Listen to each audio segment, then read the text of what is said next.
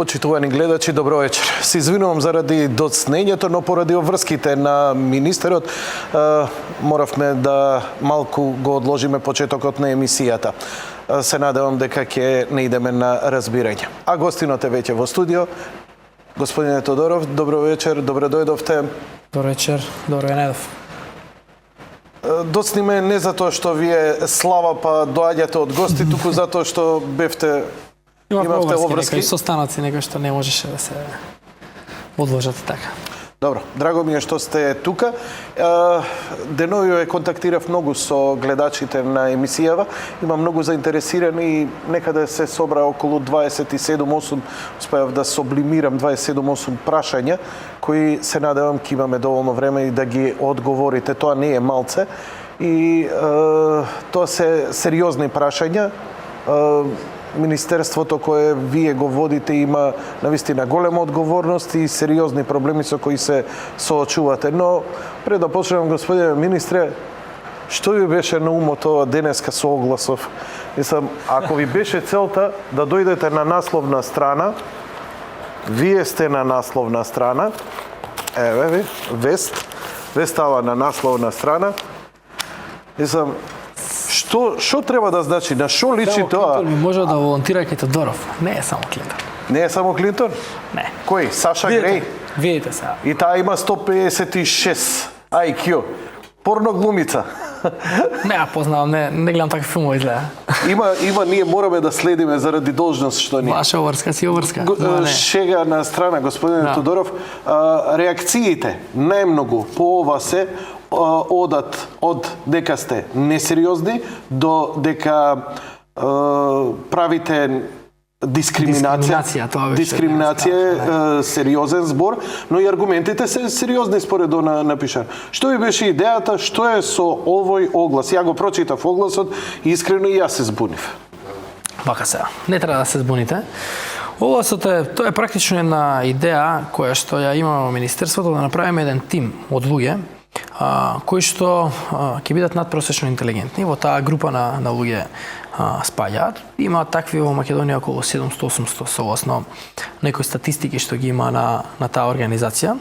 Идејата е да собереме на Менса. Идејата е да собереме повеќе луѓе од со различна наобразба, кои што припаѓаат во оваа група и кои што може да дадат свој придонес во давање на определени анализи од областа во која што се едуцирани. Што е идејата? Идејата е ќе има 7 до 10 луѓе. Некој е правник, некој е економиста, некој е математичар, физичар и така натаму. Идејата е сите овие луѓе кои што се надпросечно интелигентни да дадат свој придонес интелектуален во размотрување на некои прашања кои што се од интерес на здравствениот систем. Што би ги мотивирало они да ги даваат своите размислувања, идеи? Па ќе видиме, оглас има, ќе видиме дали ќе се пријават. Јас мислам дека ќе се пријават и ќе успееме да ги мобилизираме на некој начин и овие капацитети во државата. Што би ги мотивирало да се јават на овој оглас? Ја мислам дека ќе има мотивација да се јават, затоа што ќе можат да бидат како едно think tank тело кое што, не знам, ќе имаме брейнсторминг за различни прашања, тоа не е прво оглас за вработување. Тука да сме јасни. Значи, нема да вработиме ние такви луѓе. Станува збор за едно тело кое што ќе состанува, не знам, еднаш до 2 пати месечно и кое што ќе има на дневен ред повеќе теми од областта на здравството и секој од различен агол ќе дава свој суд за определено прашање. Не знам, психологот ќе дава од аспект на психологија, математичарот од аспект на математика, физичарот од аспект на физика, можеби, или од аспект на начинот на кој што се они научени да размислуваат врз основа на образбата што имаат. Но е страшно да се бараат, да се стават во функција сите интелектуални потенцијали што се има во државата.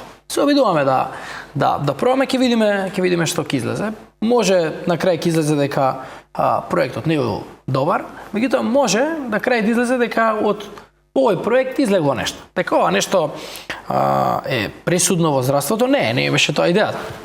Затоа не знам, не објавив ја ова на прес сега па ќе правиме нешто такво или некоја нова реформа, не. Обичен оглас во кој што треба да се пријават поголем број на луѓе. Претходната недела имавме друг оглас. Барам луѓе кои што од исти области, кои што знаат минимум 2 јазика, комбинација, не знам, англиски, француски, германски, француски, италијански, шпански, некои од тие јазици. И 50 кандидати се јавија до денеска. Значи има интерес. Исто така, на принцип на комитет се пријавуваат, ќе направиме едно тело, разговараме со тие луѓе, секој од различни области и така натаму. Нели ќе ви беше поедноставно да не ви се дига вака и сега ова може да биде и позитивна, но и негативна медиумска фрка.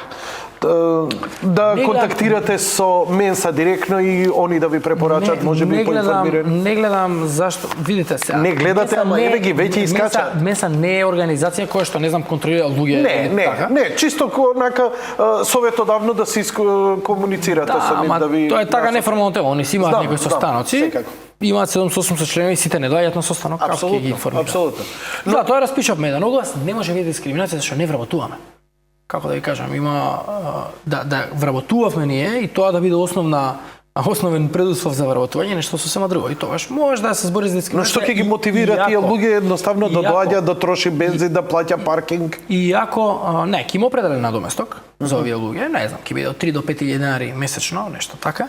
Нема да биде нешто сериозно. Значи вие идете на предизвикот дека кај нив ќе се побуди некаков, да речеме, креативен предизвик за да учествуваат во таква работа, а не да си решат некој социјален проблем, така? Не станува збор за социјален проблем решавање, тоа се претежно луѓе најверојатно кои што работат некаде функционираат, не зборам ја за тоа реков, треба да имаат завршено факултет од тие области, веројатно некаде си работат, тоа е нешто што е. Па господине Тодоров, вие познавате многу такви луѓе, еве сигурно со IQ 140 има сигурно повеќе мина на пример во Микросам, Прилеп и така натаму, ги познавате такви луѓе? Некој познавам, некој не познавам. Затоа распишав оглас да биде потранспарентно. Може ќе најдеме некој од некој потенцијал што не сме го познавале. Ќе ги дознаеме ли членовите на ова тело? По нема зашто не ги дознаете, зашто не тоа некое тајно тело во кое што не знам. Зашто би сакале вие со нив да кроиме некои тајни политики во државата? Да, може нешто, па ќе има иницијација, па некоја ложа, па футички.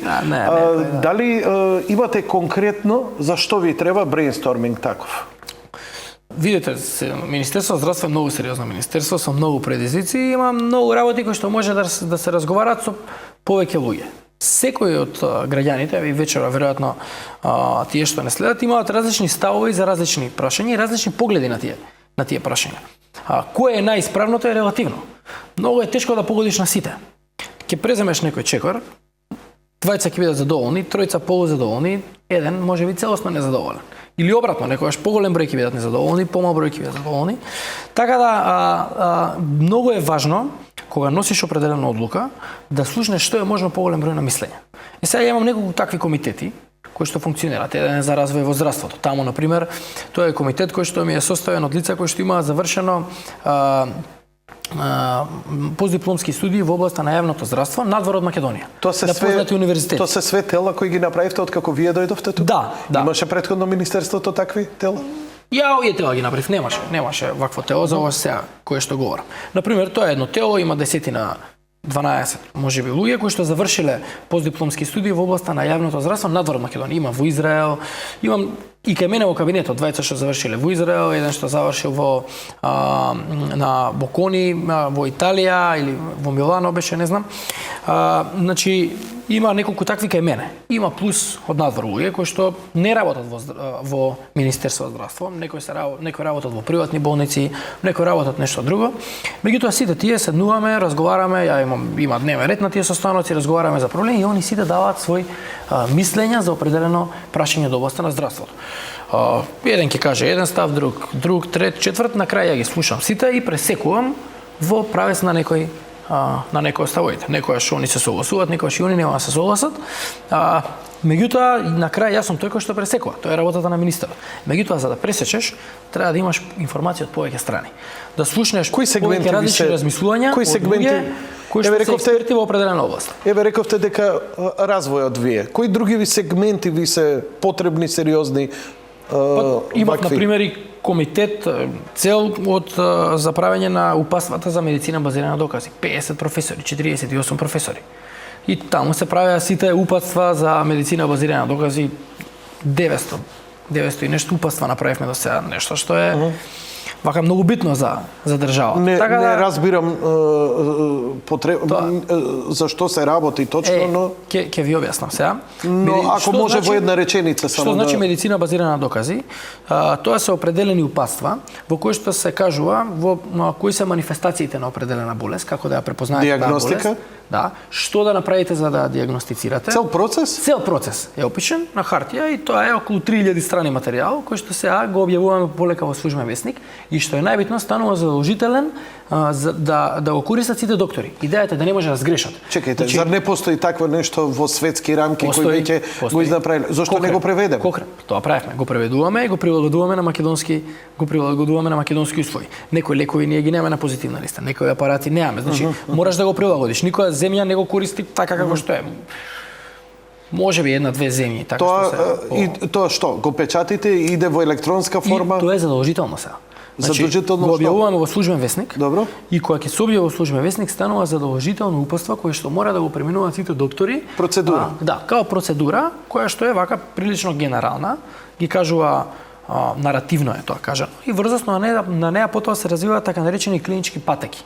Тоа е многу прецизно па сега. Клиничката патека кажува кога ќе дојде пациентот од вратата кога ќе влезе додека не биде испишан, кои све процедури треба да бидат преземени. А ние имаме ли материјални услови за такво нешто? Ги гледате примерите веќе на приватното здравство, позитивните примери во приватното здравство во Македонија кои навистина го издигнаа на едно повисоко ниво. И мислам дека последниве пар години ова што го правите, се обидувате да фатите чекар. Например, не знам, еве се зборам, има неколку клинички центри, например Систина, кои на страна средствата, капиталот и така натаму, сепак системот на работа, ноу-хау и организацијата на самиот покажува многу ефикасност. Ја лично од мака сум го видел внатре тој систем како функционира и сум пријатно изненаден. Видите, тие примери применливи ли се кај нас? Ги имаме тука. Вие мака мачите не ви се проблем ни пари. Не ви се проблем, немате проблем ни со просторни услови. Ама организационо ние тука стално потврламе. Заради лоша организација и бирократија се губат огромни пари, се добива лоша услуга. Еве ќе видите и низ прашањата кои ќе ви ги поставам од гледачите, ќе дојдеме до сличен заклучок. Малце е различно приватно и јавно здравство, не само кај нас. Не, апсолутно се согласувам, но значи, концептот на здравството и на управувањето во здравството во јавно и во приватно е различен. Меѓутоа, јас као министер не сметам дека приватното здравство во Македонија е штетно. Напротив, сметам дека е многу полезно. И е добро што го имаме, затоа што преку регистрирањето на ваков тип на болници во Македонија се покажа дека може и поинаку. Значи, може поинаку да се функционира, поинаку да се организира работата. Значи, комплетно различен систем на функционирање во здравството. Добро, кажете ми, ајде сега да преидеме конкретни прашања. Она што исто надвор, но сепак е доста значајно кога веќе ги зборевме. Задоволство, незадоволство. Штрајкот на лекарите. Еве, кажете ми, сега знаеме што се случува, дека они најавуваа штрајк, еднаш успеавте да издействувате тој да не се направи. Зошто се противите на штрајкот? Зошто да не може да штрајкуваат? Што ќе се случува понатаму? Видете, не се противам. Ја многу тоа во медиумите различно беше протоколно или можеби различно беше сватено. Има еден од синдикатите или лекарите, може да кажеме лекарите, не согласуваат со еден концепт. Тоа е концептот на плата по учинок. Што е концептот прво? Морам да го образложам вака концептот, за да може да образложено за да можеме да дебатираме. Концептот на плаќање по учинок е концепт кој што треба да ни помогне да направиме јасна разлика помеѓу оние доктори кои што ревносно, на време, посветено си ја вршат работата. Тоа го знае. Од оние доктори кои што на некој начин се шлепуваат на тук грб. Например, пластично да кажам, ако имаме, не знам, 20 на пациенти, едниот доктор прегледал 15, другиот само 5. На крајот на месецот иста плата земале. Дали е честно тоа? Не е честно. Овој сутепал од работа, 15 пациенти прегледал, колегава до него, истата работа што работат. Сега зборам за доктори што работат иста работа. Некој, например, се ако... А не со потешки случаи, например... Не различна работа. Значи, иста работа, иста специјалност работат во иста институција. Значи, исти услови имаат за работа, иста наобразба, комплетно, све исто. И сега едниот има 15 пациенти, другиот прегледал 5 пациенти за тоа време, за овие 8 часа. Зашто? Еден дел од времето, не знам, работел некоја приватна работа, друг дел од времето, не знам, разговарал на телефон и така натаму и прошло тие 6, 7, 8 часа работно време и тоа е дискутабилно кај на некои од докторите колку трае работното време. И прошло работното време и си заминал дома. Сега, овој прегледал 15, може останал и повеќе од работното време, за да ги услужи сите, така, за да даде здравствена услуга и на крајот на месецот иста плата. И тоа што беше? Го убиваш ентузијазмот кај докторите. Ќе почне некој, ќе дојде, ќе се вработи, има ентузијазам, сака да работи, се наоѓа на пациентите, ги прегледува, квалитетно работи, го гледа некојов колега, фаќа кривина, завушава, така, на крајот на месецот иста плата. А еден месец, а 2 месеци, а 1 година, 2 години, на крај ќе рече, чекај сега, ја овде како треба да се функционира? Кој е системот овде? Па сепак излегуваат големи стручњаци во рамките на нашето здравство. Тоа е вака релативна работа со големи стручњаци, тоа е индивидуална работа. Тоа е по мене никогаш доволно нема знаење, меѓутоа за тоа веројатно малце покасно во емисијата ќе збориме.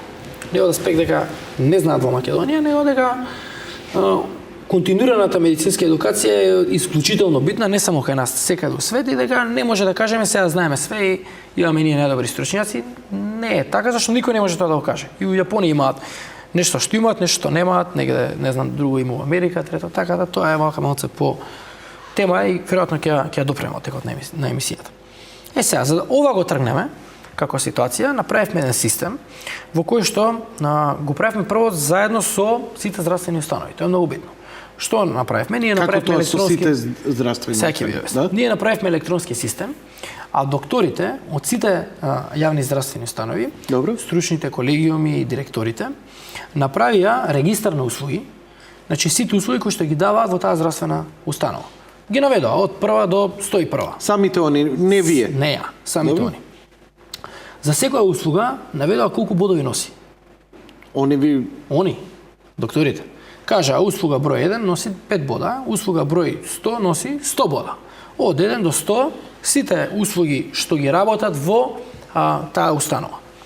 И тоа поделени по специјалности. Значи, сите услуги од аспект на кардиологија, сите услуги од аспект на гинекологија, сите услуги од аспект на урологија и така по секоја специјалност, кои што се вршат во таа установа од страна на тие лекари.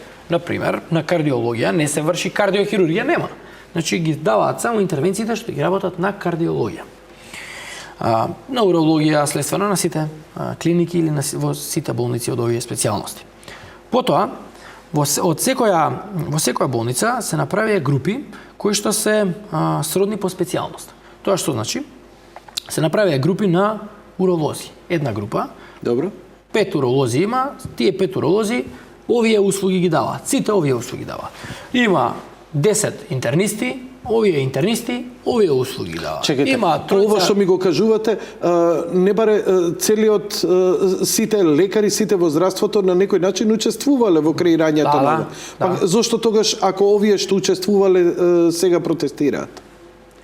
Учествувале или не учествувале? Видите зашто? Може би требаше да довршам па да Ајде довршите го. Ајде добро, се извинувам. Па да дојме до прашање, пошто добро. Клучно е прашање. Се согласувам. Во ред. Со прашањето, меѓутоа треба да довршиме. Откако се направија сите овие групи, значи по специјалности, тогаш почна да функционира системот. Како функционира?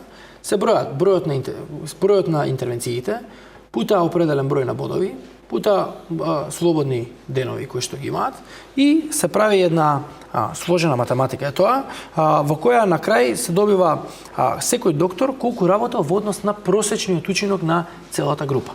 Ако работел над просечниот учинок на целата група, тогаш е награден. Ако работел под просечниот учинок на целата група, тогаш е во групата на казните. А самите лекари просекот го поставија, така? Не, просекот е вкупниот број на интервенции што е даден Поделен таа врз специјалност, бројот на- поделен на бројот на лекарите. Вака И они се упростено согласеа ги го од кажувам. ова математички Упростено модел? ви го кажам. Ќе ви кажам кај не се согласуваме и што е основната Добро. разлика што имаме. Ама не се сите лекари кои не се согласуваат. Не се Ова е сите дело. лекари, не се сите лекари што не согласуваат. Значи, сега. Меѓутоа, направивме и една маргина на дозволено стапување, така ја крстивме, која што изнесува од коефициент 0,98 до коефициент 1,01. Што значи тоа?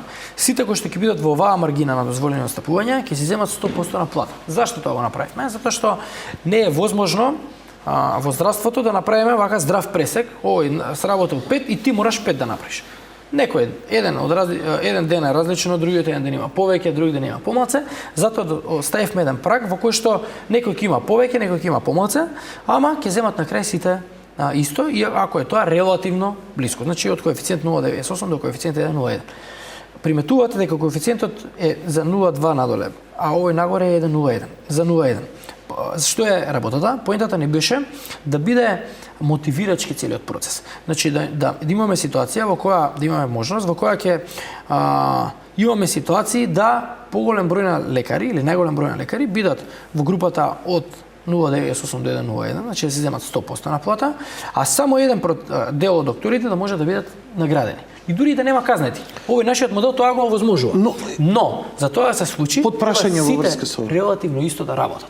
Сега, од системов што го имаме, од информациите што ги добиваме, гледаме и се докажува она што ја постојано го тврдев. А што е тоа исто релативно исто? Ќе идеме на нив. Што се не задоволува. Ме интересира, што значи тоа исто да работат? Релативно. Ако е некој подинамичен, еве вие сте таков. Джилет, брз, драг, супер сте ми за интервјуа, не заглавувам по 3 сати со вас. Што ако некој работи така и на брзина идат? Ме разбирате? Некој е побавен, едноставно физички е побавен, но сепак работи. Нели доаѓа до инсистирање на брзина. Дај побрзо што е можно повеќе пациенти. Тоа може да дојде и до пад на квалитетот на услугите. Не може. Тоа беше клучно. Тоа беше вака една од клучните забелешки. Дали ме разбирате што ве прашам? Сосема ве разбирам, пошто сите овие аргументи вака на некој начин ги разглобувавме. Ги разглобувавме со нив, со докторите. Мислам, добра ви е логиката на размислување за поставување на овие вакви прашања. Значи, каква ситуација имаме? Прво, не може да дојдеме до ситуација да брзината е клучна. Зашто? Различни типови интервенции се. Например, ја можам да направам само 3 интервенции, а да имам поголем број на бодови од некој што направил 303. Ама зависи какви интервенции сте направили. Јас сум влегол, сум оперирал најтешки случаи по 10 сати во сала, така? И тие ми донеле бодови многу повеќе него некој што седел во амбуланта и прегледувал пациенти. Значи, многу сложена математика е. Не е проста. Од каде е овој урне? Го измисливте ли? Го преземаме? Се користи ли некаде? Дајте ми примери компаративни. Во цел свет, во развиениот свет да речеме, земји членки на ОЕЦД да ги земеме како најразвиени земји, на членки, земји има вакви типови на системи. Во секоја земја е прилично различна. Сите земји бараат начин како да најдат најдобар модел, кој што ќе овозможи квантифицирање на трудот на лекарите. Во секоја земја е различна. Не знам, има од Турска еден, во Америка е друг, во Но пак е вака на некои математики? Меѓутоа, многу е, една работа е константа. Во ниту една земја. Докторите не земаат иста плата. И кај нас е така. Во приватното здравство прашате ги, ја спомнав апсолутно. Прашате ги докторите, никој не зема иста дали ви плата. е иста платата на сите? Никој. Ќе ви речат не.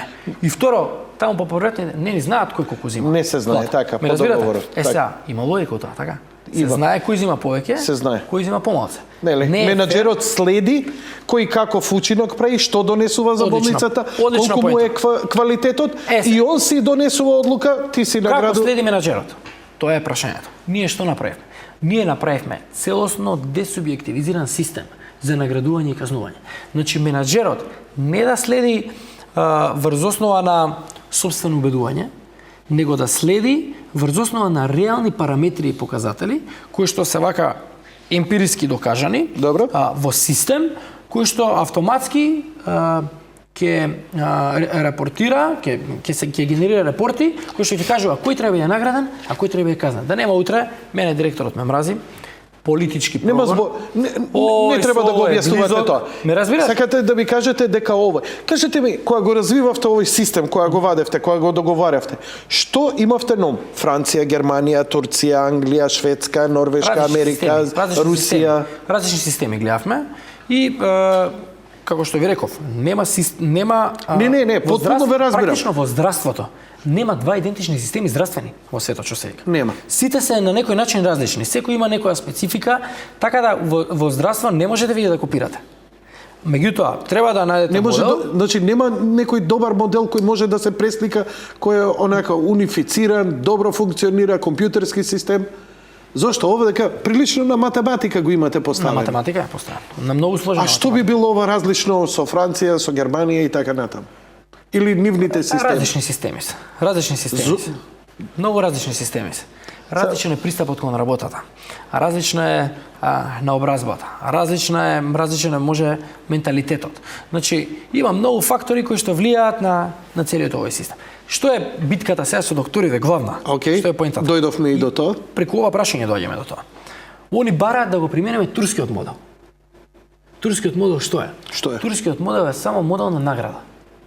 На плата по учинок само нагоре што иде, само наградување.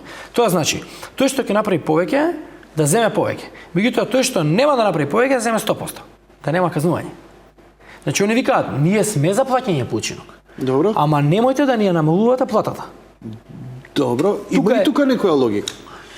Видите Ајде да сега. речем. Ама тогаш Не, зборувам од нивниот аспект. Тоа се два различни системи. Ние викаме плаќање по учинок, а они викаат наградување по учинок. Значи, нема секогаш иде систем на награди и казни. Они сега идејата им е да има Инсистирате да има казнување вие. ние инсистираме да има казнување. Зашто? И кога докажавме тоа зашто во овој период. Во овие 4 месеци во кои што се исплаќа платата, ако првиот месец се казнет, вториот месец многу различно више се однесува. Да? Различен, да. Убедени ли сте ако- или вие само впечаток привремен? Видите, впечаток при време са или сум убеден. Го гледаме системот. Го следиме проектов. Значи, што уствари со проектов се овозможи? Вие Со овдека- проектов се овозможи да гледаме, да видиме точно, секој доктор, секој ден, што направил. Колку пациенти прегледал, Значи, на целава работа вие у суштина приоѓате како оперативен менаџер. ништо повеќе. Чисто, практично и максимално ефикасно што сметате дека може да биде. Би рекол, Без оглед овој модел вие би можеле да го примените и во корпорација и така натаму и да, би можеле. Би можеле. Ово делот на квантитетот на услугите. Додуше, современата наука, каде што нели се проучуваат и сега изучуваат современите и виши економии, они бараат веќе во современото работење менаџерски систем на работа и контрола на процесот преку ваков систем каде што нема емоции, нема симпатии, туку си имаме параметри према тие параметри. Ова И сега пазите, параметрите заедно ги работевме. Тоа е многу клучно се каже. Но- Тоа во јавноста вака некако луѓе мислат сега он седнал таму, направил некој систем, кажал кој како ќе се вреднува, не е така. Но добро, еве од нивниот аспект. И лекарот може ли да има сезона како фудбалер? Едноставно работи, игра, ама не игра така добро како што играл минатата сезона.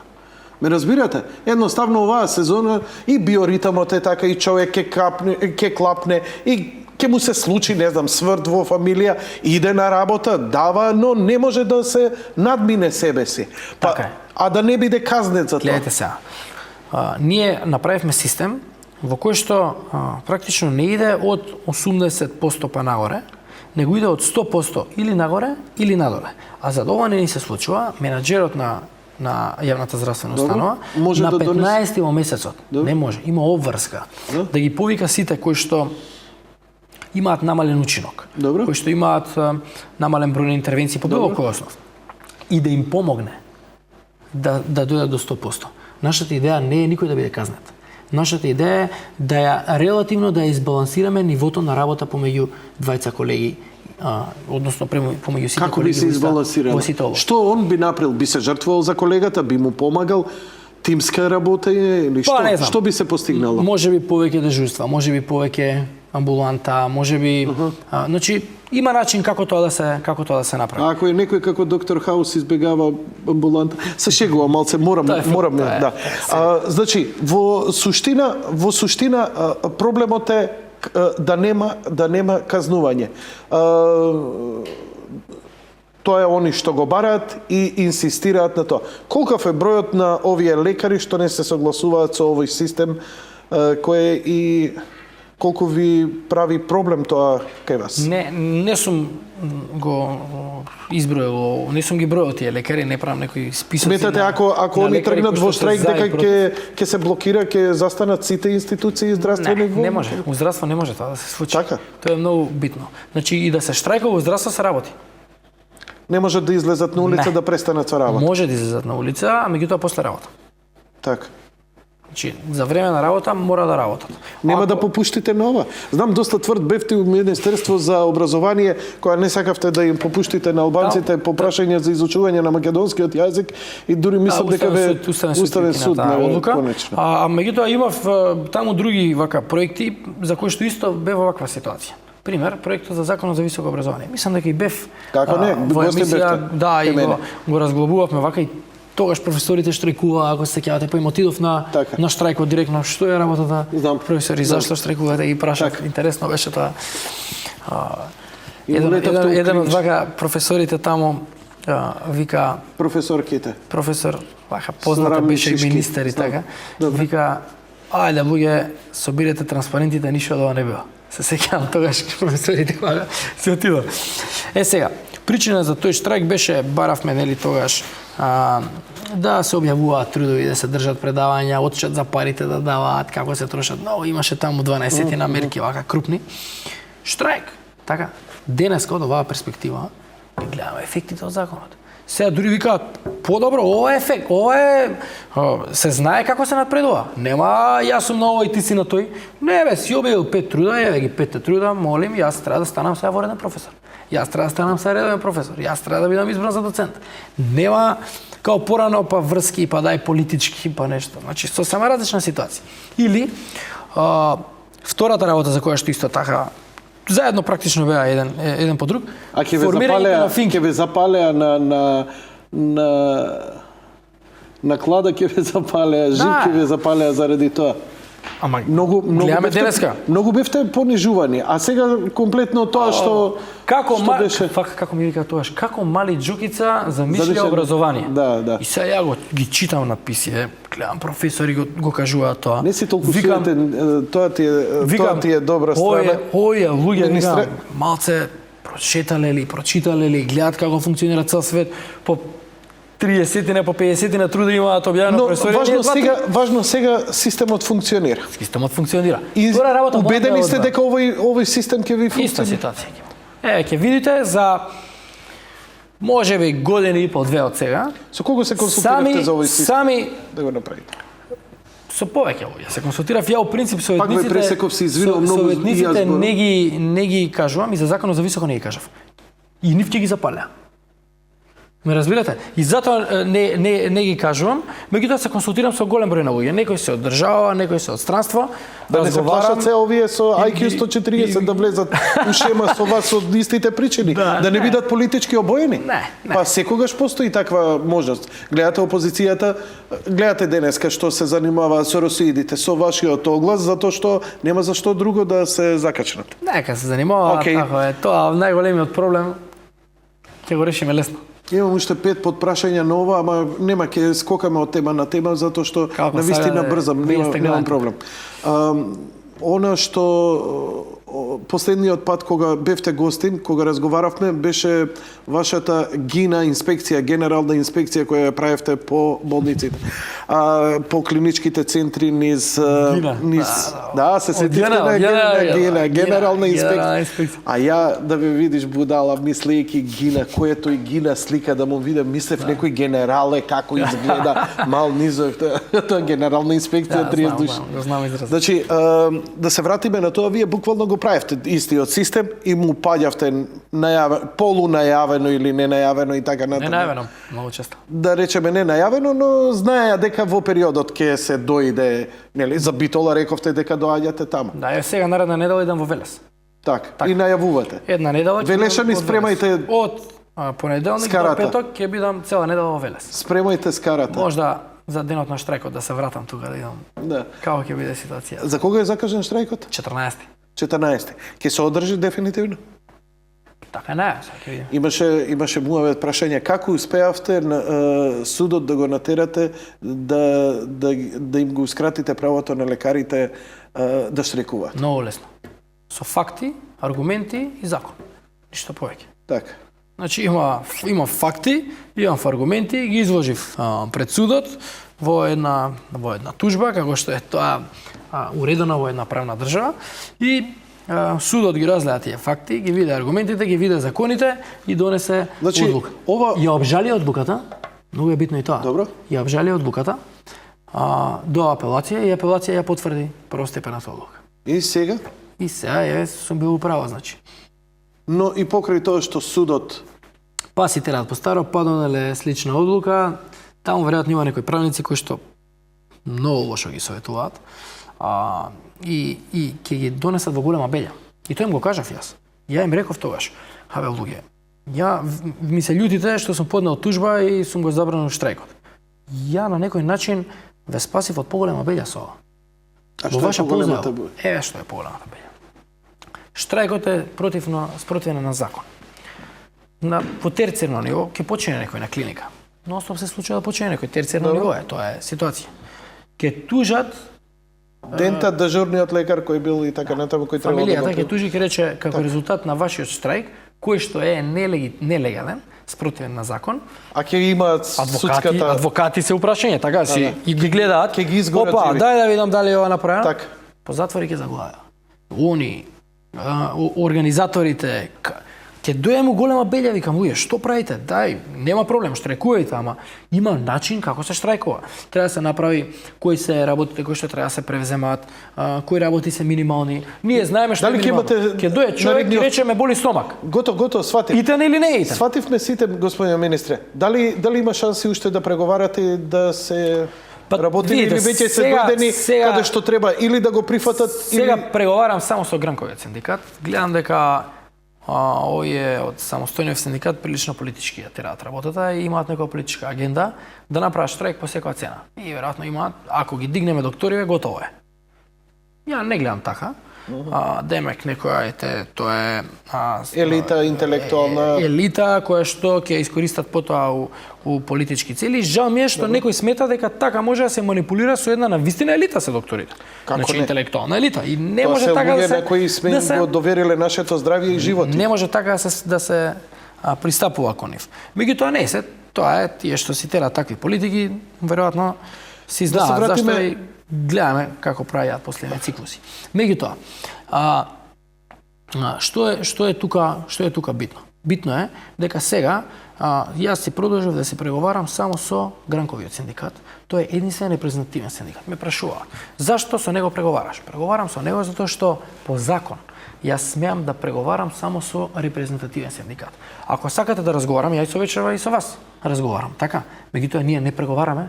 За да преговараме треба да сме социјални партнери, а за да бидеме социјални партнери, да има социјален диалог, вие треба да се легитимирате како репрезентативен синдикат во определена област. Така е по закон. Не сум го измислил. Јас ниту сега сум го поставил како систем. Тоа е систем кој што е поставен претходно. И сега си преговарам само со Гранковиот синдикат и мислам дека ние ќе најдеме решение. И пред можеби повеќе од месец и по два да не излезеше овој самостојен синдикат со упат на тој датум штрајк закажа првиот, овој што судот го забрани. И практично они комплетно го блокираа процесот. Тоа е идејата, да штрекуваат. Ќе штрекуваат. Мене ми е жал што ќе штрекуваат, морам да кажам. Мене ми е жал што ќе штрекуваат и ќе увидат и самите после, не знам, 6 месеци, 7 месеци година, дека не биле во право. дека системот е добар и дека овозможува да се направи да се релативно да се избалансира работите помеѓу сите. Приватното здравство го поздравува овој штрајк, затоа што кога ќе штрајкуваат лекарите, ќе им се наполнат нивните установи. Не. Се шегувам. Карикирам, на моменти ова многу сериозна тема е толку траорна, толку изгледа на моменти навистина. Мене ми е жал ако има политички елементи во целава работа, непрофесионални. Ја би бил многу радосен кога ова би било исклучиво полирање на она што е дигнитет на професијата, напредок на професијата и подобрување на здравството. Но ако има политички елементи, стварно под секој ниво, секоја чест кој и да се обидува за такво нешто. Не шпекулирам дека има, но го кажам само моето мислење. Да се вратиме на вашите генерални инспекции. Последниот пат направивте рашун кога отидовте во Штип. Дали работите таму се сменија на подобро? Во прв момент да. Како е сега од временска дистанца? Колку поминат? Скоро година дена, ако не се лажам, така нешто. Во прв момент да. И потоа се презема определени мерки, ние следиме гинеколошкото оделение, некои работи се поправија сериозно. Добро. Да, некои работи се поправија сериозно. Дали сум задоволен од тоа како и сега функционира? Не. Зошто? Не сум задоволен и мислам дека треба сериозно да се унапреди работата. Зошто не може да се постави? Зошто не може да се подобри? Што е, недостигаат средства, пари ви фалат? Не е све во парите. Туку? Не е секогаш во парите. Некогаш, видите... Па нели овој систем на наградување, нели може да ги подобри? Не, има и други аспекти. Има аспекти на организација, на начин на функционирање внатре во здравствената установа, пристапот кон работата, односот кон пациентите. Пациентот ни е во центарот нас, у здравството. Тоа малце тешко вака проаѓа во се уште во овие кругови, дека центарот на здравствениот систем е пациентот. Така се вика пациент-центричен систем. Тоа е систем кој што треба да го изградиме. Околу пациентот, а не околу... Да, тоа е систем. Така да, има во секоја болница, има простор, многу простор за работа. Не можам да кажам, јас Деканат во Струмиц. Сум средил таму све и сега Штип да го заборавиме. Не. Сега идам во Велес, следна ми е Струмица. На овој начин, ова е тој кајзен метод што го воведов, 5 дена седам таму во болницата, заедно работиме, поправаме доста работи. Чи и во Штип многу работи се променија, начин на функционирање организација така натаму, исто и во Битола.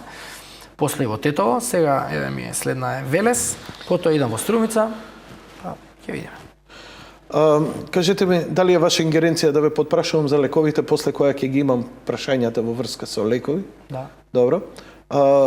Воведовте нивелирање, спуштање на цените. Во еден момент ми се чинеше дека влегувате во сериозна борба со мафијата, со која се занимава со лекови, набавка на лекови, веледрогери и така натаму. Таа работа спласна сега. Направивте дил, се помиривте, ве купија. Што се случи? Ниту ме купија, ниту сум направил дил, ниту планирам ни да се продавам, ни да не знам се договарам. Тука играм прилично цврсто и ќе продолжам така да функционирам. Легитимно ми е да ве прашам. Да. Што направивме? Прво ги спуштивме цените на 1299 лека. Тоа беше таму во март месец. Сега втор пат ги спуштивме на нови 350 лека. И во март најавам спуштање на уште определен број, тогаш ќе... Па треба да спуштате, господине министре. Овие се налапаат толку пари за 4 живота, не можат да се ги потрошат парите и да имаат по 15 деца. Стварно треба сериозен ситуација сме имале таму? Таму сме имале ситуација, маржа 1000%. Купува водава 10 денари, а продава 100 денари. Па тоа ни мафија нема толкава маржа. Како да ви кажам? Ни мафија нема толкава маржа. Кокаинот има толкава маржа кога иде од Колумбија во Соединените Американски држави. Не сум бил во тој бизнис. Па затоа мафијата се занимава. Јас сум работел трговија. Со 3% маржа сум работел. Знам што е 1000% маржа, па тоа е стварно криминална организација. 600%, Корлеоне, што е тоа? 1000%. Такви маржи. И сега Паднаа цените, сериозно паднаа цените. Да им кажам на гледачите, маржа е заработувачката. Значи, Да. ако нешто чини 1 денар, он заработува 600 денари на тој 1 денар и тоа е 600% маржа, не си. Не, 1,6. 1,6, Да. добро. Окей. Тука, оваа реформа што ја направивме со лековите, се покажа за една од, би рекол, најголемите реформи со лекови во цел регион, може и пошироко. Имав еден состанок со една меѓународна организација, сега не би сакал да излезам со која беше денеска. Значи ција нешто. И ми рекоа, не. Се шегува. И ми рекоа, ова реформа за лековите сакаме да ја преземеме како best practice, како најдобра пракса, ги да пробаме да имплементираме у други држави низ светот. А зашто? Што е различно? Што е? Значи, Много ова не е интересна. некој систем кој го преземавте? Не. Туку ви е оригинален? Да. Што е суштината тогаш? И покрај тоа што е оригинален, Добро. ние го направивме тука, ние го развивме. Браво. Го имплементиравме. Тоа е најбитно. Сега гледам, Функционира? Функционира. Се спуштија Што е цените. суштината? Тоа е вака. Како успеавте да ги натерате да се откажат од својот профит Ќе се- големите ќе се фармацевски обидам компании? Да го упростам, вака за да биде со Океј, неколку да збора сватиме, го да кажам. сватиме ние попрост народ, ајде. Не попрост народ. Поедноставено. Да не биде пак со ние за 140 нагоре. Што направивме? Земавме 12 земји од светот. Добро? Се вака внимателно одбравме кои земји Добро? и ги земавме тие за така наречени референтни земји. Од сите овие земји ги земаме цените на сите лекови. Ги споредуваме една со друга, значи цел систем направивме за ова. Електронски систем. Значи ги Добро. споредуваме, пази имат 5000 лекови у Германија, 5000 лекови у Франција, у Турција, Русија, Холандија, Бугарија, Србија, Словенија, 12 земји. Ги споредуваме сите тие 5000 лекови една со друга и ги вадиме за секој лек од сите овие 12 земји во кои две земји е најниска цената. И взимаме во Холандија, на пример, лек А, цената најниската во Холандија е 100 денари. Во евра или Карикирам. 100 денари. Во Русија е 120 денари. Во другите после 130, 150, 170, 120 и 100 и така натаму. Ги зијаме 100 денари и 120 денари, ги собираме и правиме аритметичка средина. И викаме во Македонија цената ќе биде 110 денари. И сега одма не нападна. Ама како може Македонија најефтина? Не, Македонија не е најефтина. Од Македонија поевтина, во овој случај за овој лек е Холандија. Меѓутоа ќе биде втора најефтина. И сега ви го кажам упростен системот вака како Зошто да не биде најефтина, зошто втора најефтина? Пак да има простор да не се буни дека ете таму може би условите па е производител. Ајде, големина да на земја, големина на пазар, Так. транспортни трошоци, економија од обем, значи нели има повеќе фактори. Океј, еве ги зијаме сите тие фактори, не сме прва најефтина, сме втора најефтина. Ама стануваме втора најефтина. Зашто прва била Холандија, втора била Русија, да речеме. Сега ние влагаме измеѓу Холандија и Русија и стануваме втора најефтина во меѓу овие 12 референтни земји. Што направивме плюс?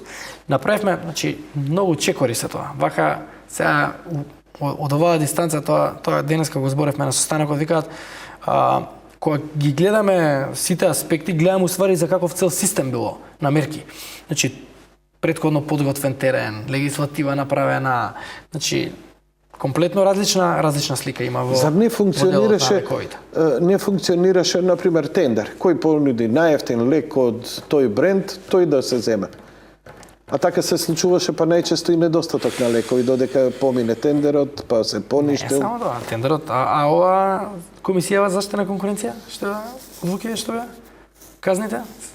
Тоа Не го следев не сте тоа. го следеле? Не. Се извинувам. Интересно. Што се случуваше? Увидов дека поголем број на компании на еден тендер доставуваат иста цена. Сите иста цена. До трета децимала. 120,325 денари. Они дил имале меѓу себе. До трета децимала. И сега, ја викам, ова представува усогласено делување на пазар. Поведов иницијатива пред Комисија за заштита на конкуренција. Прва таква иницијатива во држава. и Комисија за заштита на конкуренција ги репна Кога се загриживме сега ми текнува 770.000 евра казна. се загриживме дека ќе ве Тоа е казна. атентат ќе ви извршат. Тоа е вака. Сега више не може да имаат исти цени. Сега мора да има различни цени на тендер. Зашто што е поентата?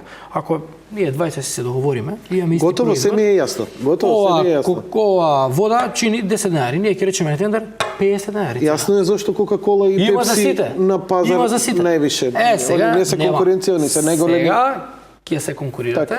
Ќе се конкурирате, ќе се надпреварувате кој ќе добие вачаш. Еден може да купи А Како да продава. успеавте тоа да го не? преку овој систем на заштита на конкуренција. Постои порано требало да се Ме фокусира. интересира подетално кои се инструментите, полугите кои тоа ги приморува он да рече, окей, подобро да му конкурирам одошто да се обидам да се договорам со него. Може Да воопшто тоа да не конкурира.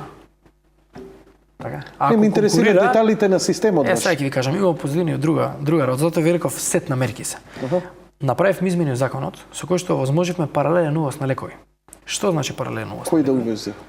Паралелен увоз на лекови значи дека ако некој лек е регистриран во Македонија, било кој од земји членки на ЕУ, плюс уште неколку земји стоевме, САД, Јапонија, Израел, Швајцарија, Норвешка, можат да го понудат тој лек тука како да е регистриран во Македонија,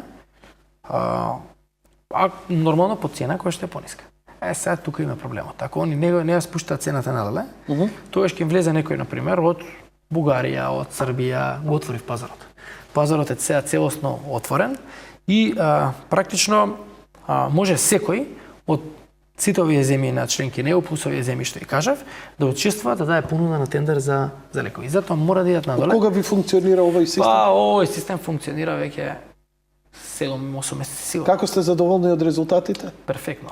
Мислите дека ќе го издржи тестот на времето? Да. Да. Знаете што? Сум задоволен затоа што не е овој систем кој што ќе функционира дури јас сум министер или до ВМРО е. Тоа ме интересираше, токму тоа е моето потпрашање. Утре и да не сме ние ВМРО ДПМН да не е на власт, системов ќе мора да функционира. Зашто? Затоа што се донесени закони, поставен е системот и се што е различно од ова, сите ние така ќе опериме, тука има дел. Се договорил некој криминал правите, ајде сега афера. Не може така. Значи, поставивме стандарди од кои што нема мрдање више. Господине министре, ќе направиме сега кратка пауза за реклами, а веднаш потоа, нема долго да биде, веднаш потоа продолжуваме со емисијата. Повторно во живо од студиото на Јаде Бурек на Тројка разговараме со министерот Никола Тодоров, министер за здравство. Господине Тодоров, има уште милион теми, но мислам дека тие теми ќе можеме да ги и низ прашањата, но има неколку работи кои би требало да се поентираат. Една од клучните работи е брзата услуга кога животот ни е загрозен.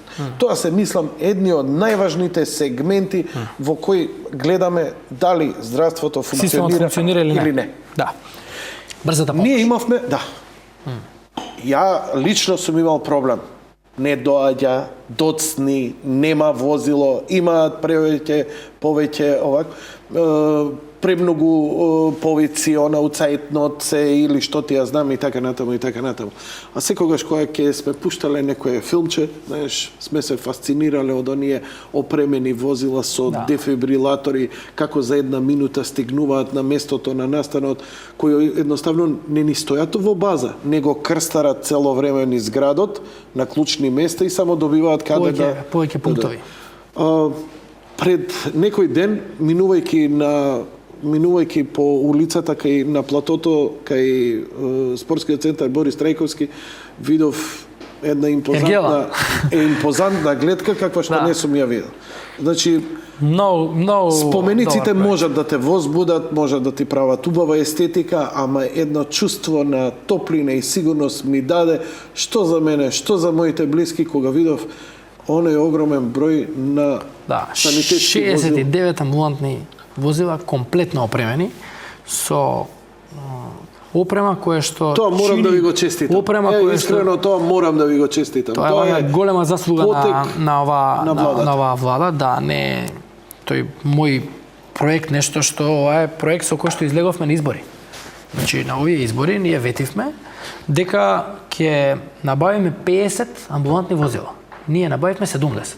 69 амбулантни возила и едно амбулантно педиатриско возило. Вкупно 70. Повеќе од тоа што ветивме, го ветивме ова на избори заради тоа што ја имавме увидено ситуацијата во Видел. Во Скопје имало периоди кога целата амбулантна помош била сведена на 7-8 возила за цело Скопје.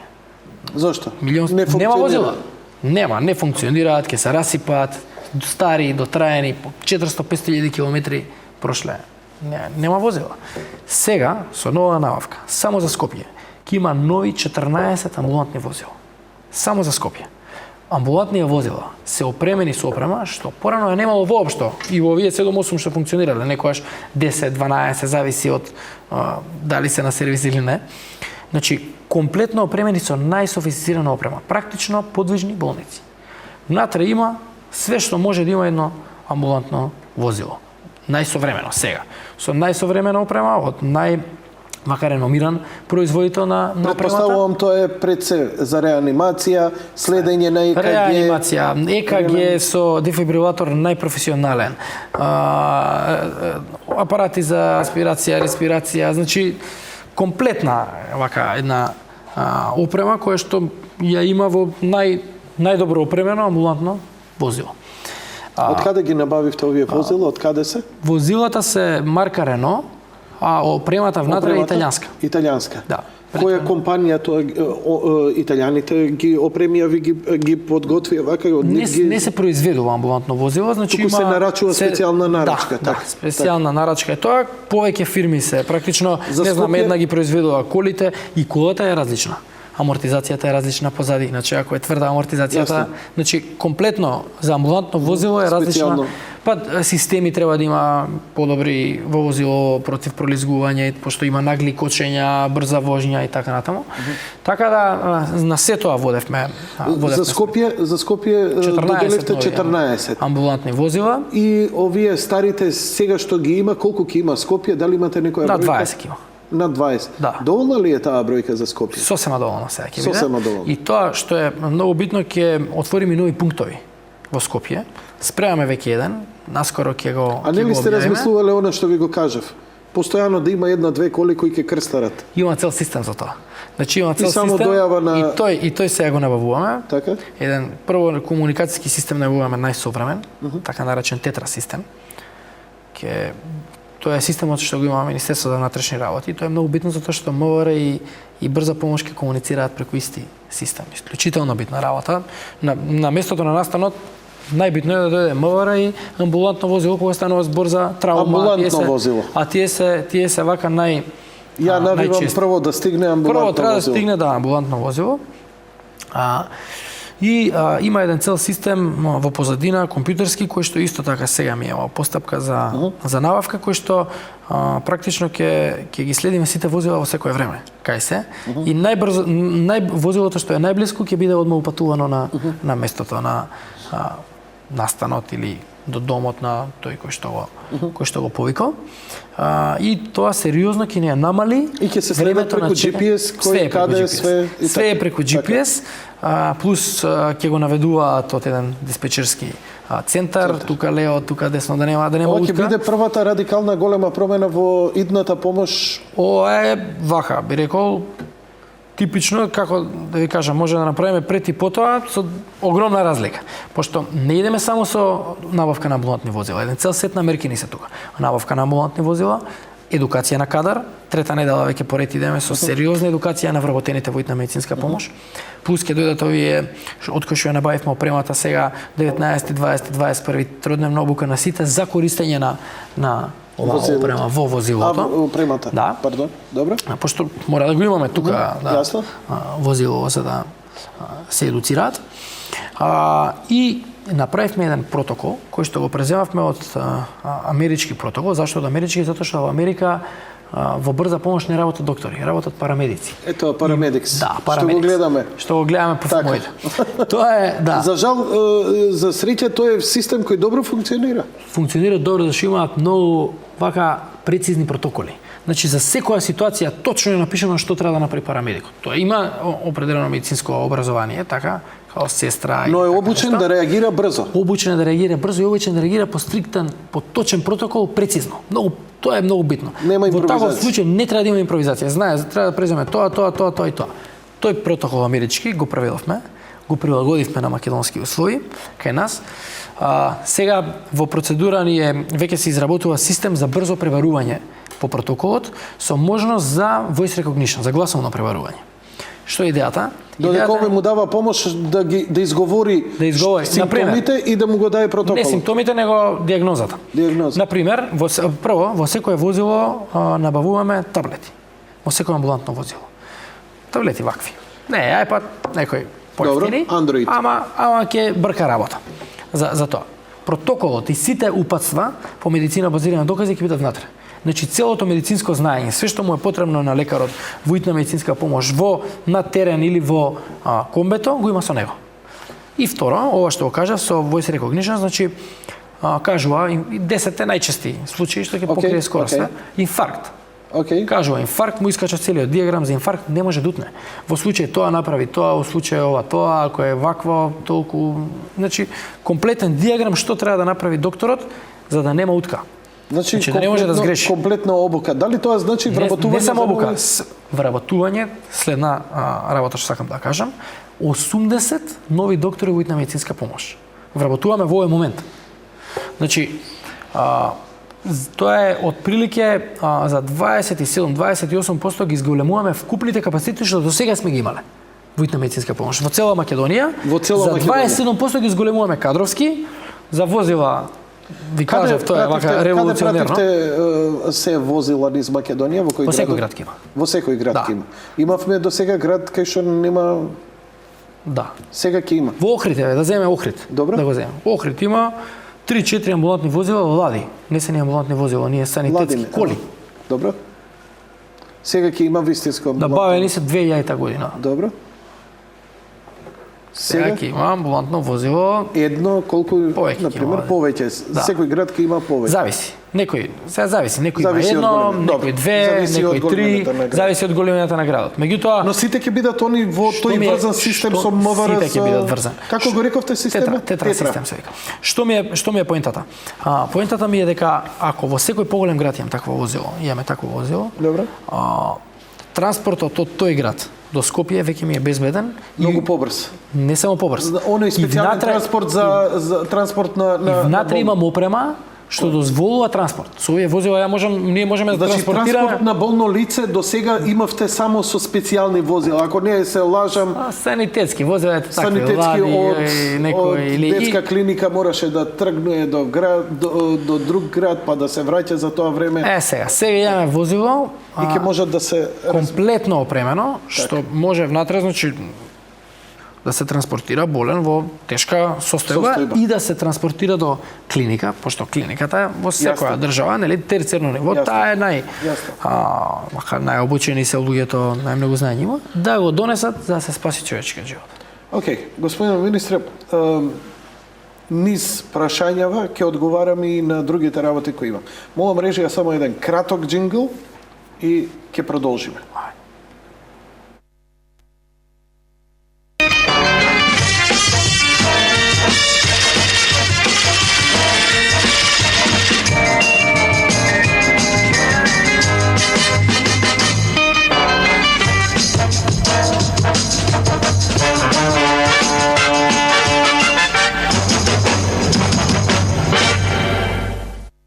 Многу од прашањата се во врска со вработувањето.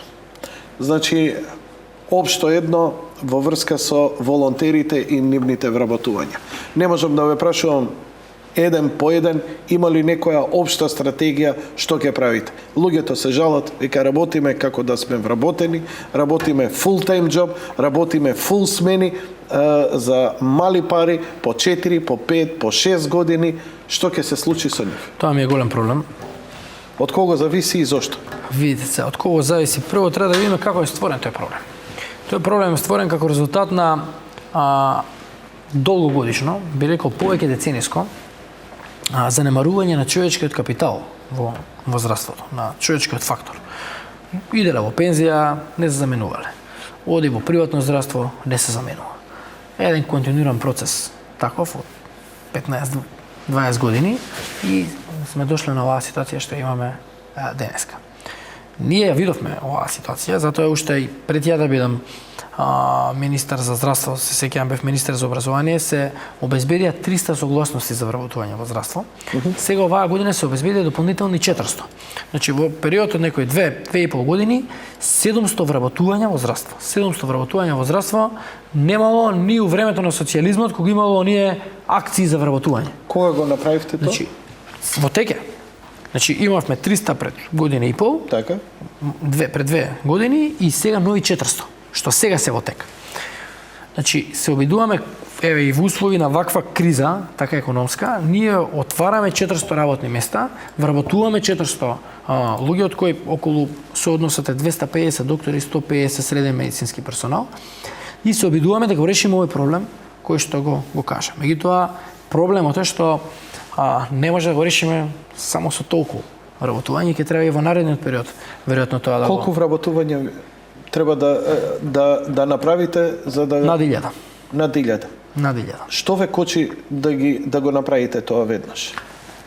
Видите, не може да се обезбедат толку голем број на вработување наеднаш. Тоа е невозможно и никогаш не биле обезбедени. 400 не биле никогаш обезбедени. Вашиот колега од владата Значи, нема да подпише... Да, не е до мојот колега дека сега, не знам, министерот за финансии, јас сакам, он не дава. Добро. Не е таква Толку? ситуацијата. Ситуацијата реално треба да ја гледаме, да видиме кои се буџетските можности, која е можноста на здравствениот систем тоа да го издржи. Имаме потреба од лекови, нови методи, обуки, опрема. Значи све ни е потребно. Како да ви кажам, здравството е, па би рекол, не знам, 5-16 години целосно запоставено.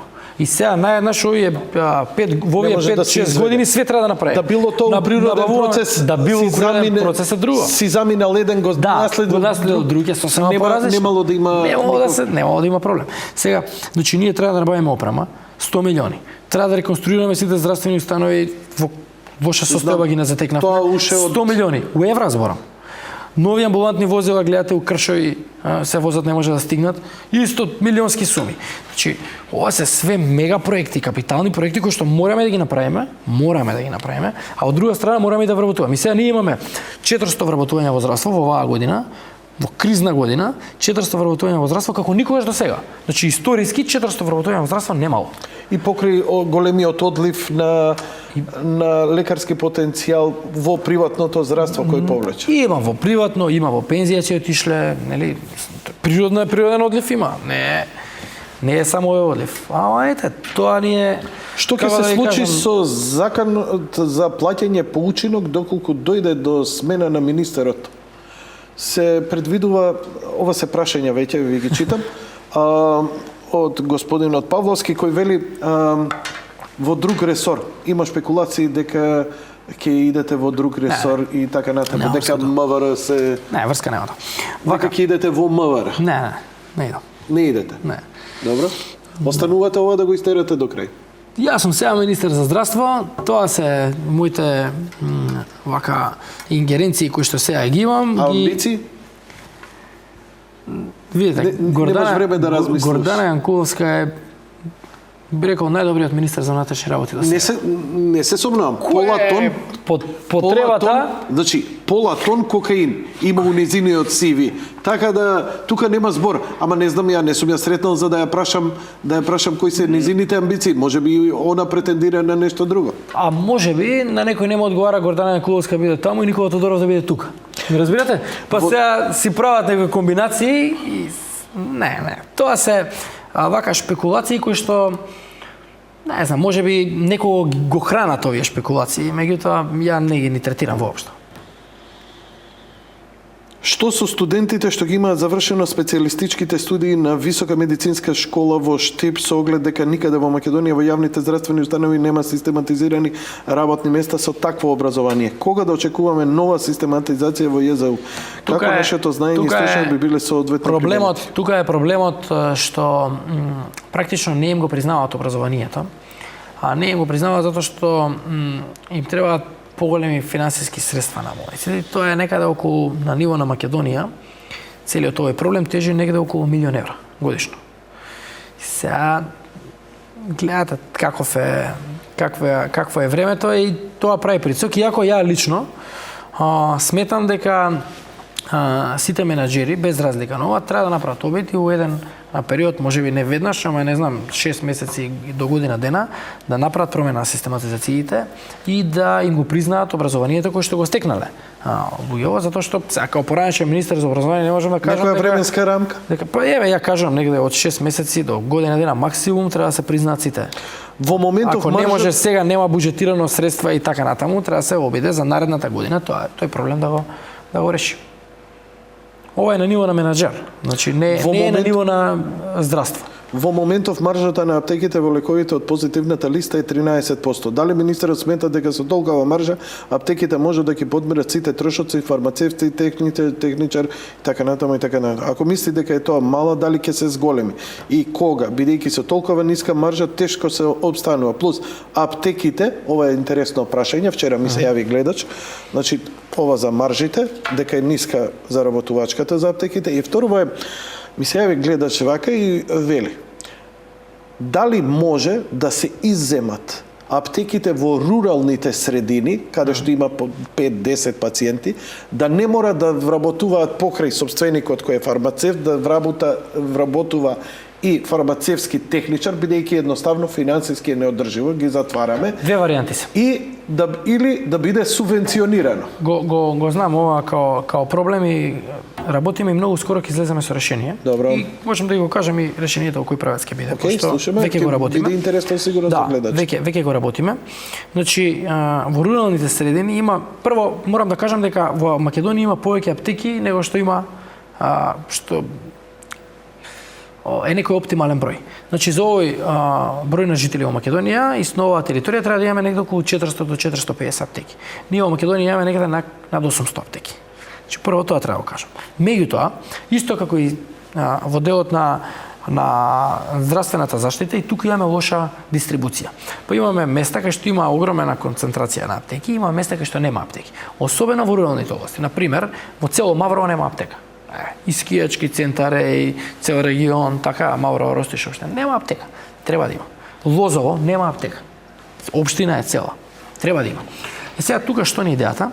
Идејата ни е тука да овозможиме, ако е фармацевт, да не мора да вработи фармацевски техничар, Добро. а ако е фармацевски техничар, да не мора да се вработи фармацевт, меѓутоа под услов да биде аптека керка или фирма керка на некоја друга аптека каде што има вработен и фармацевт кој што ќе врши определена контрола над оваа аптека во руралното место. Ако е фармацевски техничар. Ако е само фармацевски техничар, ако е фармацевт, нема потреба. Дали тоа ќе им биде доволно? Еве, ниска е маржата, имаат само по многу помал број на пациенти, дали има шанса да се субвенционира за да се помогне? Видите, притисокот за отварање нови аптеки постоја најголем. Така да, штом има притисок за отварање, не гледам проблем. Еден се јави вчера, века, задоволен сум како министерот работи, дали би се ангажирале да го средите Министерството за правда? Не, исто како претходното прашање. Значи, тоа е сега, не знам, министер за внатрешни, министер... Јас сум министер за здравство. Сега, значи, ја треба Груевски, кој ќе дојде овде, да го гледам Груевски у суштина. Да му речам, слушај. Си има министер таму, си ја брга човекот ти заврши работа што заврши. Дај сега пушти го ваму. Да ги искаса вуцир. Препорака кон министерот Тодоров. Да обрне внимание. Таму штрајке прават, што правиме? Да обрне внимание на аптеките, лековите за смирување да ги издаваат исклучиво со лекарски рецепт, затоа што доаѓа до нивна злоупотреба од страна на граѓаните. Аптекарите си прават бомбона бизнис со лековите за смирување, кои ги продаваат без лекарски рецепт, а по улиците има со лопата да ринеш празни опаковки од диазепам и лексилиум од господја Мајан. Благодарам на сугестијата. Ние веќе почнавме некоја проверка да правиме за бројот на потрошени лекови за смирување, како ги нарековте. Диазепам по мене треба да влезе у у Уставот на Република Македонија на грбот да биде насликан и во химната да го пееме. Зашто? Затоа што мислам дека тој да не е ќе полуди нацијава. Не. Многу се користи. Не. Прво мислам дека е трети или четврти овие антидепресиви или седативи посебно. Се мислам трети или четврти на поборед. Добро, лексилиум е кој ли е прв? Не е лексилиум. Значи лексилиум, диазепам, тие се една група. И трети или четврти се као група на лекови, седативи.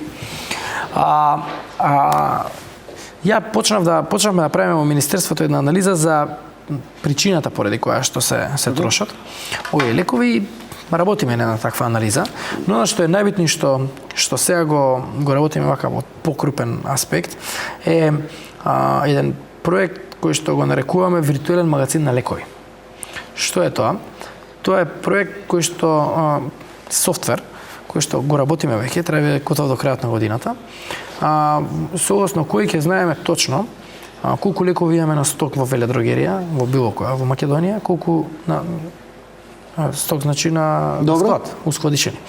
Колку имаме складирани лекови во било која здравствена установа, колку од тие лекови во здравствената установа се потрошиле и за кои диагнози. И тогаш имаме више комплетен систем, комплетен преглед на цела потрошувачка на лекови поврзано со диагнози и можеме да правиме луѓе да не може слободно да си купуваат како ќе им текне. Не, да антибиотик или да можеме врз основа на овие параметри да креираме здравствени политики, да видиме што е проблемот, како се трошат лековите. Види, дали на пример се форсира определен лек во однос на друг лек. Едниот е поскап, другиот е поевтин. Има тука прилично доста работи кои што треба да се следат. Целото прашање, рецептите треба да се знае дека голем број од тие лекови се на позитивна листа. Се купуваат за пари, на пример Занфекса, литиум, депаркин, не е тоа обичен диазепам, тоа се лекови кои возможуваат да функционираат. Нечесто литиумот го нема, па се порачува од Србија. Проверам, да кажам искрено, не можам да ги знам сите лекови на памет. Ова е сугестија, чисто. Да, ова е сугестија, ќе проверам, па. Ако има некој проблем, ќе реагирам. Вемо, ако има време, прашајте го. Министерот да го реши оној фамозен шалтер на кардиологија. По 50 луѓе да закажат, па 20 да платат после преглед, а сите сме или со стент или оперирани. Ке поцркаме. Не е добро тоа. Не функцира, значи пациентите се жалат на токму заради протокот на заради а вие сакавте нели да ги исправите, да не се наведнуваат. Океј, вака сум го видел шалтерот, од тој аспект е океј. Но треба очигледно. Меѓутоа, веројатно проблемот е големата концентрација на тој шалтер, на поголем број на луѓе. Сега заради тоа најавме еден проект кој што веќе ни е во собраниска процедура. Ставање на овие сите камери што се по болниците во функција нова. Што сакаме да направиме? Во секој шалтер внатре и пред секој шалтер да инсталираме камера на која што ќе има еден така наречен енкодер, така се вика уредот, кој што ќе ни овозможи да инсталираме крајот менеджмент софтвер, ќе ги брои на луѓето кои што се пред шалтер и секогаш кога ќе се надмине определен број кој што е прифатлив, број на луѓе кој што е прифатлив за тој простор, ќе алармира до еден центар кој што ќе биде во Министерството за здравство. Потоа, луѓето кои што ќе бидат задолжени за ова, директно ќе се јават на еден црвен телефон во шалтерот, ќе им каже дека има гужва, мора да забрзаат, ако треба да дојде друг некој да помогне, двајца да се отвори уште еден пулт на шалтерот, значи да се заврза работата и плюс ќе му пуштиме SMS порака на директорот на јавната здравствена установа дека на тој шалтер тоа автоматски ќе иде преку систем, на тој шалтер во неговата институција има голема гужва и веднаш да преземе мерки за да таа ситуација се промени. Не треба тука некоја физичка промена, едноставно да биде пошироко или да има повеќе луѓе. Не секогаш, видите, сум го работел тоа во катастар кога бев. На секој шалтер. Не знаев дека сте били во катастар, добро. Да, бев таму директор. Дај ќе завршиш до Министерство за правда кој што те барат. Не. Вака сега. Значи, таму имавме многу сличен проблем. Добро. Што констатиравме дека на секој шалтер во различен ден, во различно време е пикот. Значи треба да го определиш пикот, за време на пикот или да отвориш уште еден шалтер, Кога ќе или пуштиш сообраќаец или на на истиот, раскрсницата. или на истиот Јасно шалтер сватено. да дојде уште еден човек. Јасно сватено. Прашање на организација. Сега директорите треба да бидат прилично поактивни за да се оневозможи, за да се избегне ситуација на сериозна гужва. Зашто? Тука се крира многу негативна перцепција. Од истражувањето што ги правиме, а прилично правам истражувања за јавното мислење во здравството, гледам дека еден од најголемите проблеми за негативната перцепција на луѓето се чекањето пред шалтерите, нехигиената и во еден дел односот кон пациентите. По мене шалтер не ми бил никогаш тежок, ама ми било тешко кога чекам пред ординација и кога ќе почнат со врски да ги примаат преку ред. За тоа имаме огромен проект сега. Што, шарпланинци пред секој овако? Не, пософистицирано од шарпланинци. Откај Миленко 2-30 шарпланинци. Мислам, знаете што, кај мене се побудува само еден огромен револт. Едноставно не, значи, ај што си со мака, па уште некој со бела мантела или некоја тетка чистачка или некој си болничар и кој ќе го доведе за раче го носи и Влезете. Не. седиш овде, се осеќаш како морлок. Тоа ќе биде, би рекол, една многу суштинска промена, нешто што им смета на најголем број на луѓе. На сите им смета. На сите им смета, освен кога не идеш со врска. Да. Тогаш не ти смета. Освен кога си ти со врска, тогаш ќе варе. си ти. Така да, правиме сега еден Кукерка ми со свирчето. Кога она свири, глава ми пука, ама јако ќе го земам, не е лошо. Не е лошо. Правиме еден систем сега, електронски систем за закажување. Добро. Ние веќе го представивме системот Мој термин се вика. И тоа е систем за електронски листи на чекање. И таму ги ставаме сите, пошто порано во тетрадки ги водеа. Во тетрадка запишува, дојди ти за 15 дена, ти за 20. Добро. У тетрадката што сега пише брише. Сега имаме електронски систем, не може да се води во тетрадка, а сега што правиме? Сега го надградуваме системот и тоа до декември ќе ни биде готово. Да идеш на матичен лекар, матичниот лекар директно ти закажува на повисоко ниво на здравствена заштита. Например, Добивам, да искажете се, се извинувам. Значи, одиме на секој пациент кога има потреба да определена здравствена услуга, прво иде на матичен лекар. Матичниот лекар или ќе ја заврши работата, ќе го прегледа, ќе утврди дијагноза, ќе му даде терапија, или ќе го прегледа, ќе утврди дијагноза или упатна дијагноза и ќе го упати на повисоко ниво на здравствена заштита, на секундарно ниво, во здравствен дом, во болница или ако е нешто посериозно во терцијерно ниво.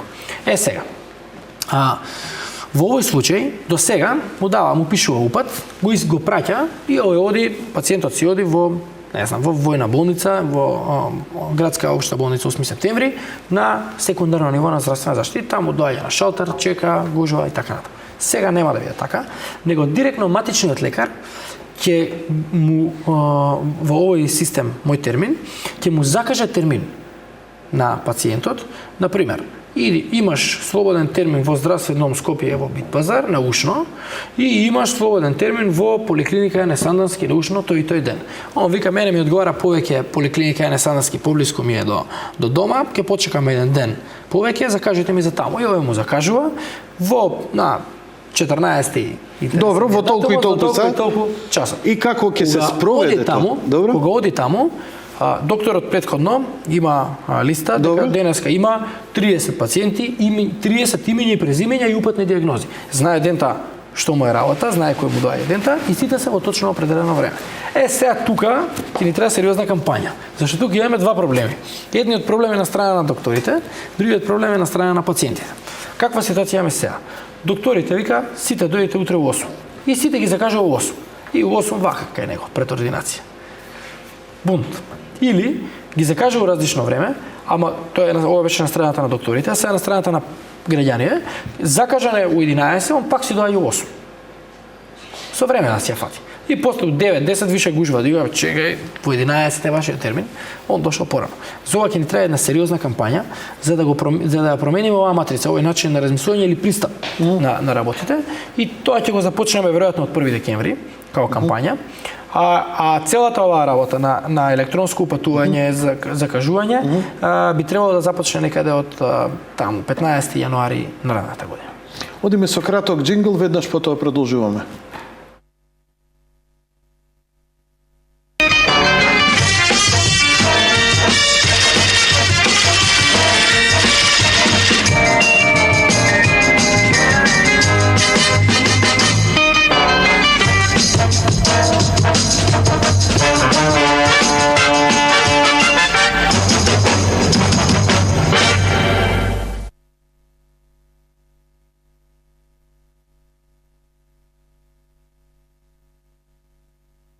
Продолжуваме со емисијата. Зошто не се стимулира концесија на матични доктори во рурални средини? Оставено е на докторите да одат по пазарна логика за да работат на село. Населението од селските средини имаат потреба од доктори и медицинска помош и тоа според мене треба да се стимулира. Што ви...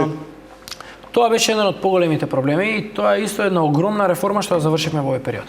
Тоа е носење на мрежата на здравствени услуги или мрежата на здравствени установи. Тоа беше една реформа што од 16 години се збори во Македонија. Ја завршивме и имплементиравме. Што е идејата? Идејата е да имаш рамномерна распределба на здравствените услуги на цела територија на Македонија. Да немаш концентрација на здравствени услуги, например, во центар, а од друга страна, како што реков, во Возово нема аптека, не знам, во Чучер Сандево фали матичен лекар, во Студеничен нема ниту еден матичен лекар. И сега тоа е проблем. Зашто е проблем? Кога нема матичен лекар, нема примарна здравствена заштита. Ако нема примарна здравствена заштита, луѓето таму не може да идат на лекар или сами се лечат најчесто или воопшто не идат на лекар и така натаму и доаѓаат директно во терцијерно здравство како тешки случаи. Тоа многу кошта и на крај исходот многу често може да е фатален. Значи, го губиш човекот, многу пари трошиш во неефикасно здравство. Затоа е многу подобро да имаш добро расширена примарна здравствена заштита и сега ние тоа го спроведуваме со оваа мрежа. Распишуваме концесии за ангажирање на матични лекари во примарна здравствена заштита на цела територија на Република Македонија. И ова нареднава година сериозно ќе, не знам, по 3, по 4, по 5 огласи, колку и да треба годишно, ќе распишуваме особено во руралните средини. Ви кажав сега некои бројки кои што ги знам, ова се конкретни бројки. Значи, Студеничен е 19.000 жители, 0 матични лекари. Не може така да функционира. Значи, они треба да идат сега во Кисело, да таму гужва се ствара. Не треба да објаснувате. Голем проблем во македонско здравство, кој што мислам дека со оваа реформа, која што вака прилично ни ја признаа повеќе институции од меѓународни, ќе се реши во наредните. Оно што имаат проблем луѓето што имаат новородени, што имаат бебиња, нели, име закажување кај ортопед. Тоа е нешто што мора да се помине барем пар пати додека до првата година на живот. Многу чекање, многу закажување, премалку ортопеди. Размислете го ова вие дека се незадоволни пациентите. За чекање на ортопед? Да. Многу. Тоа се жалат. Кои стоматолошки услуги се сметаат бесплатни за крводарители? Само околу чекањето би морал вака да кажам нешто. Добро. Дека со ова електронско ќе се избегне? Не. Друго нешто сакам да кажам. Закажувањево? Ние со тоа ќе се избегне, ќе се знае. Меѓутоа ние многу често сакаме да секоја здравствена услуга ја добиеме веднаш, сега и одма. Ако е нешто ургентно, така и треба да биде. Меѓутоа кога е нешто елективно или може да чека, треба да има определен ред како тие работи одат. Добро. Например, ќе ви кажам стандарди некои.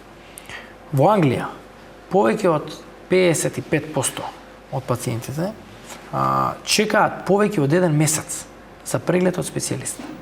Доволно. Значи, сакам да кажам, сакаме да изградиме идеален систем, и јас сакам да изградам идеален систем, ама многу здравствени системи со многу повеќе пари од нас, со многу повеќе ресурси од нас, имаат ваков или сличен проблем. Морам тоа јавно да го кажам, за да не биде после да се крира некој нереално очекување. Со вакцините. Знам дека го пречекоруваме времето, не ќе можам во овие наредни 10 минути да завршам све, но ја немам намера. Ние сме учени. Не, знам, колегиве малце ги предупредувам затоа што утре жив ќе ми изедат мене, не нив гледачите, затоа што јас секоја вечер ќе треба да им дадам отчет зошто некои прашања не се и поставени. Неквалитетни вакцини. така констатираат корисниците за ХИВ, полио, дитепер, кои во соседството повеќе не се користат, така и нас наводно се користеле. Ова е нивна констатација. Во Србија, во Бугарија и во Грција имаат несакани реакции. Не е точно. Не е точно. Квалитетни се вакцините, испитани, ефикасни и ги задоволуваат сите најнови европски стандарди. Еве што вика, зошто во нашата земја не се набавуваат петвалентни петовалентни или шестовалентни? Го знаев.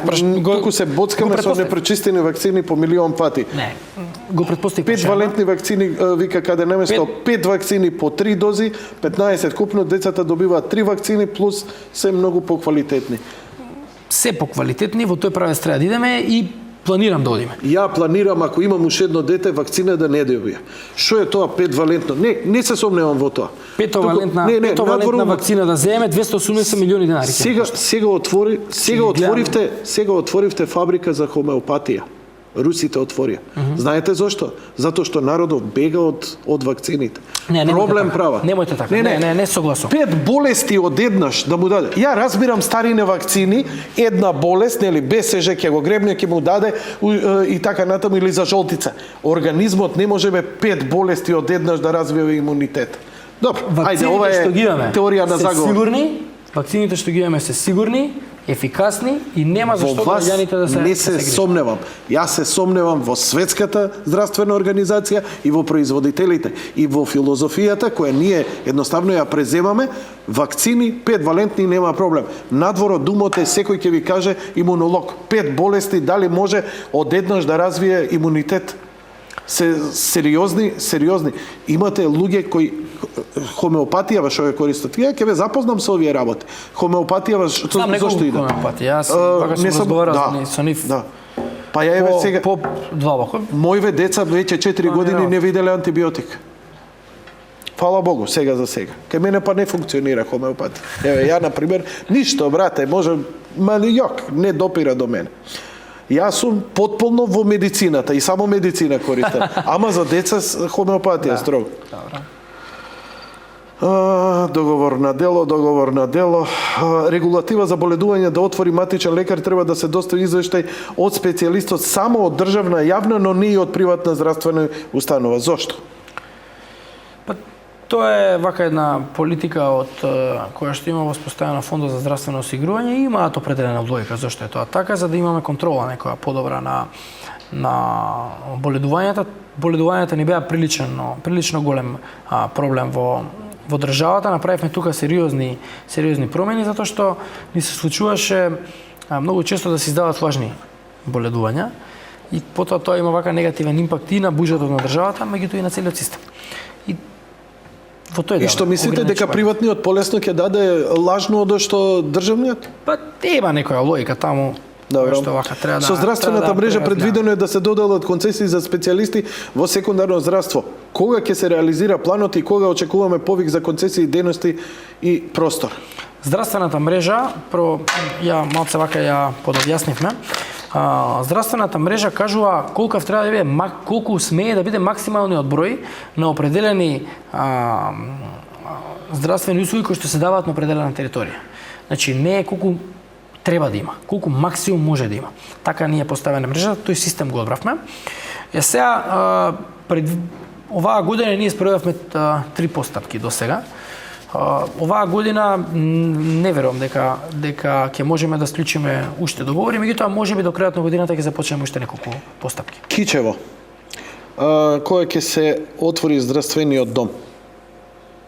Па вика прашање синоќа го добив јавно, вика кога ќе се отвори амбулантите во здравствениот дом во Кичево. Има една зграда таму во Кичево која што е започната, а не е довршена. Така? Од многу одамна. Добро. И сега треба да видиме, правиме некои пресметки таму да видиме дали имаме шанси да ја довршиме. Се уште ги правиме калкулациите. Добро. Вие не сте човек, чим почнете вака, немате цврст одговор и знам дека не сакате да ја излажете јавноста. Не сакам сега да кажам ќе направиме, а утре да не направиме, да се брукаме, не е добро. Зошто во Неготино нема акушерско оделение? мора да идат жените за Во парање Кавадарци. и во Кавадарци. 8 км 9. А имало до пред некоја година Да, знам. е укинато. Зошто? Затоа што немало гинеколог таму, а не треба да дозволиме сега во 21 век да идеме со породилишта само да функционираат. Кога на 8-9 км има цело гинеколошко оделение кое што функционира во Кавадаречката болница, со лекари, гинеколози кои што вршат операции, што и да се искомпликува можат да го решат и мислам дека е така побезбедно во цел свет. Иако одговоривте Ова е само да го многу непопуларно сега што го кажувам и веројатно во неготино ова од политички аспект сега ќе го третираат. Еве, министерот не ви отвара гинеколог, се раѓаат деца кавадарчани стануваат. Така го кажуваат. каква навреда за Значи, неготинчани. Тоа е вака, можеби ние не можеме тоа да го ама веројатно им прави проблем.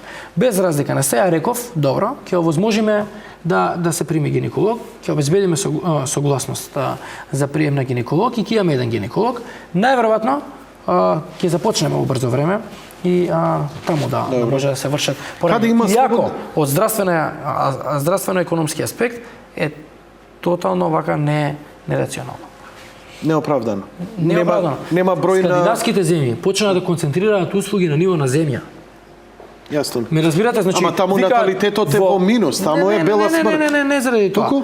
Значи вика, не знам, во Финска оваа услуга е најнапредна и во Финска оваа услуга се дава и добро е тука да ја развиваме. И тие од Норвешка таа услуга ќе ја добиваат во Финска. Каде Значи има- за определени, сега ова не Јасно. зборам за секојдневни за пораѓања, зборам за сериозни здравствени услуги.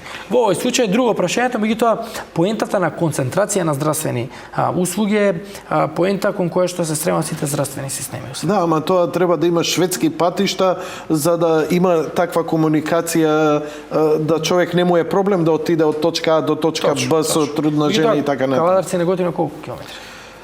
Каде има слободни места Поблиску е него од Ѓорче до... Каде има слободни места да се пријавам за волонтирање за медицински сестри? Има ли слободни места за волонтирање? Не знам, министерот за здравство нема ингеренции да Нема работува, да... Многу ми е важно министерот за здравство да обрне внимание да ги стави лекарите во ред, поготово во внатрешноста. Господата се толку препотентни, никаква колегијалност, љубомора. А наместо кога имаат некој тежок пациент да се соберат како колеги да разменат мислење, никој не погледнува пациентот, освен лекарот што го примил. Ако друг се вмеша, кавги невидени. Не мора да го коментирате. Вака, да се шалиме малце. Во една работа сериозно успеав. А тоа е? Ги обединив сите доктори. Тоа на никој не му успеало до сега. Ги обединив душа против мене. Тоа е малце вака проблематично сега. Значи, сепак сите ќе штрекуваат против... Ама мислам Кој ќе дека штрекува?